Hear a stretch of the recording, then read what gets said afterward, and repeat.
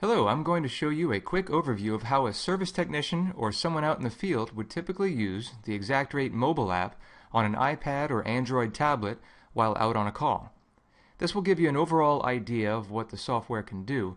I'm going to go pretty fast, but don't worry, everything will be explained in detail in other videos. First, I'm going to log into the system.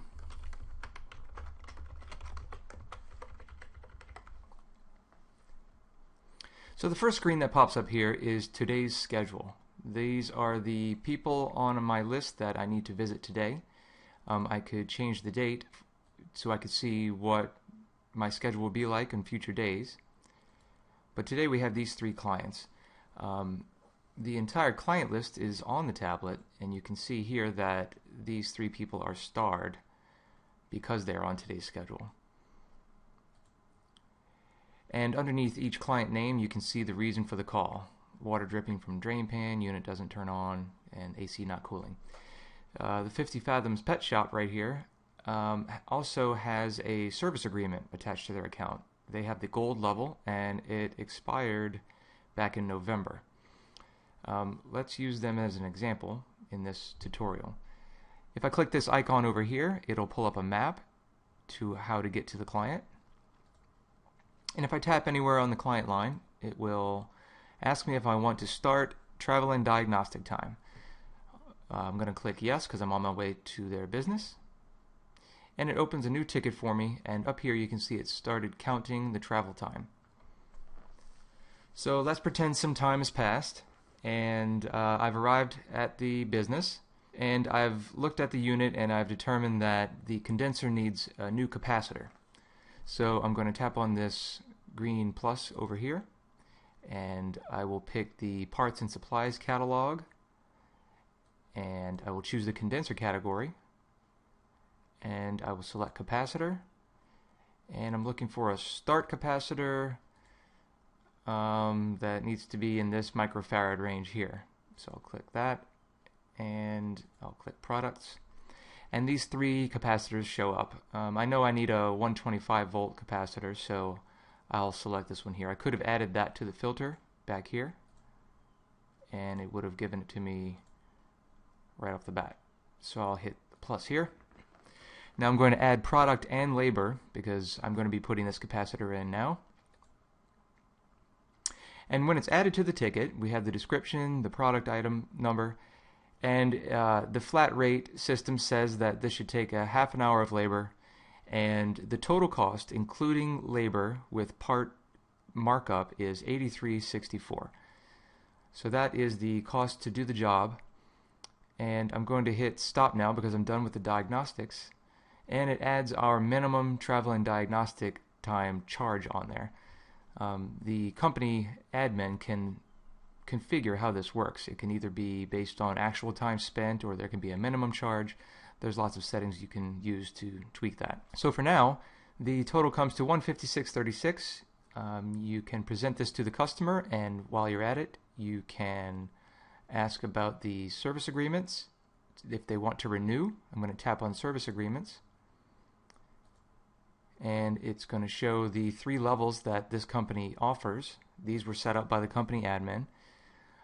They are going to go ahead and renew their gold level, so we'll hit plus here, and applies to client. That means that any ticket that you open for this client, these discounts will be available.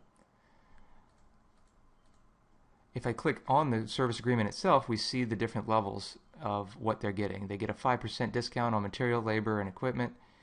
The price of this service plan is $250, and it's going to last for 1 year.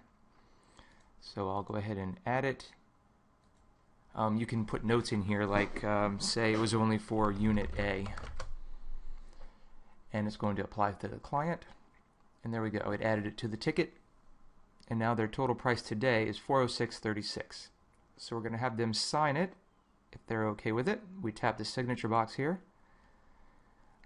They tap the check box to agree to all the legal text down here, and they sign it with their finger or a stylus and hit done. And now they have okayed the job. So now we're into job time. So I'm going to hit start on the job time, and this is how long it's going to take me to actually do the job. Now this number won't have any effect on the price, but it will come into play later on when the company administrator wants to run reports to see how long certain jobs are taking certain technicians and so forth. So let's say that I've finished the job. I'm going to hit stop, and it's time to collect payment. If you're going to collect payment out in the field, maybe with a check, you can tap anywhere around here, around balance due, and you can select check, put the check number in, and you're done. This ticket is now complete. You can see the ticket history for this client by clicking here, and right now they only have this one ticket. It's paid and is a zero balance. I could start another ticket for them by clicking here. Let's say that I had to come back because something was not right with my job. I can select callback type of ticket, and we can jump into that ticket and start over again, all the same settings. So now that we've completed that job, if we go back to the schedule page, we can see that their gold service agreement had expired, but now they do have a new one that's going to last until next year. If I tap up here and click timesheet, we can see the different people that I worked on today and how much time I spent for travel and diagnostic and how much job time I spent. Let's say I need to edit this one because I forgot to hit the stop button. It was actually a little shorter, so I'll just adjust this. And there we go. And these timesheets will also show up for the company administrator, and they can be used for payroll and so forth. So that's it for the quick walkthrough of the mobile app. Please check out the other videos for more details about the administrative app and the mobile app. Thank you.